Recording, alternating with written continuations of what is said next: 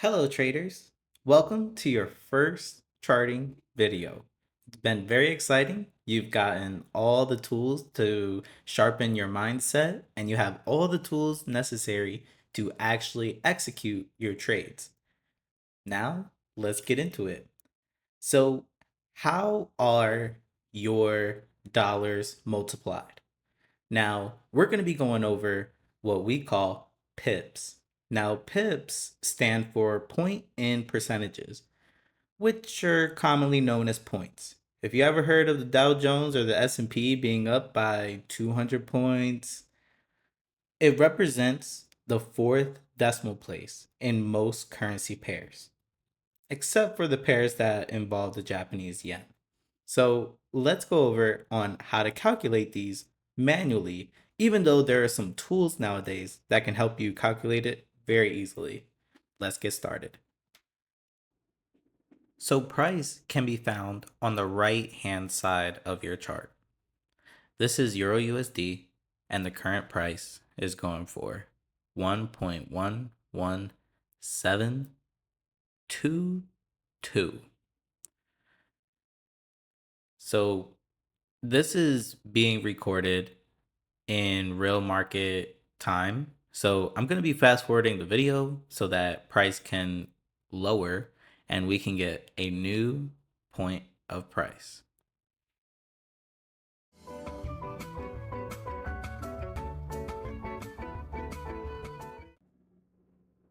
All right. Thank you so much for waiting. Now we got some volume that entered the market. Now we got a new price level down here. We got 1.11708. Since the market's open, it's going to keep moving, but in our entry, we have 1172 and the new price level is 1170. So that's a difference of 2 pips. No, it's quite small. But of course, market's still open.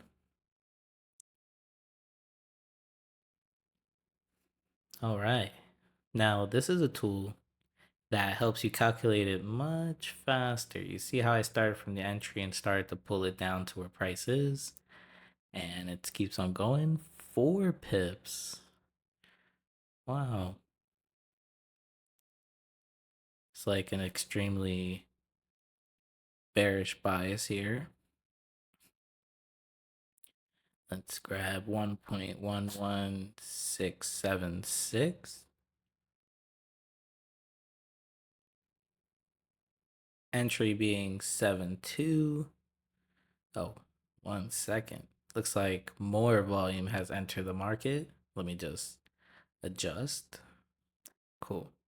Now, in a future video, I'm going to be explaining why this little guy right here that I circled is going to be pretty important in trading in general. But for now, let's focus on still counting pips. So our entry 1.11722 and this new price that we written down the difference, right? 72 minus 67 is a difference of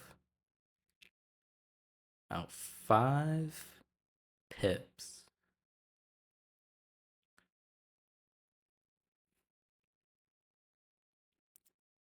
Now, of course, since we wrote that down, price kept going, and we have, let's mark it 1.11722 our entry, and we're gonna pick 111652 down here. So we were on a sell. Very good. It would be 7 pips in profit. And we can start this from our entry and 7. So that tool, you want to familiarize yourself with this tool because it'll really do all the counting for you. Now that you've gone over some basics on how to calculate pips in this cell, we're going to be looking at another example for what if it was a buying situation. So since the market is being recorded in real time, a few minutes have now passed by. So to start, if price was found down here, we're going to mark it blue and we're buying at 1.11651.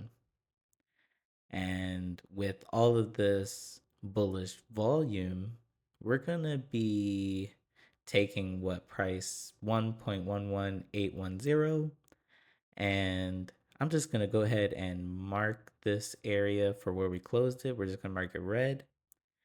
And now that we got where we closed and where we entered, we got to take in account that we're looking at the fourth decimal place here.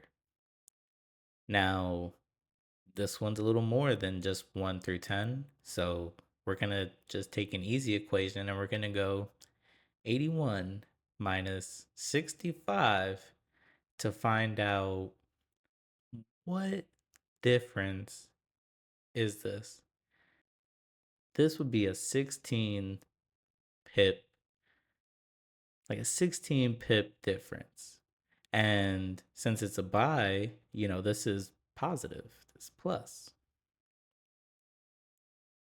Here's where we closed.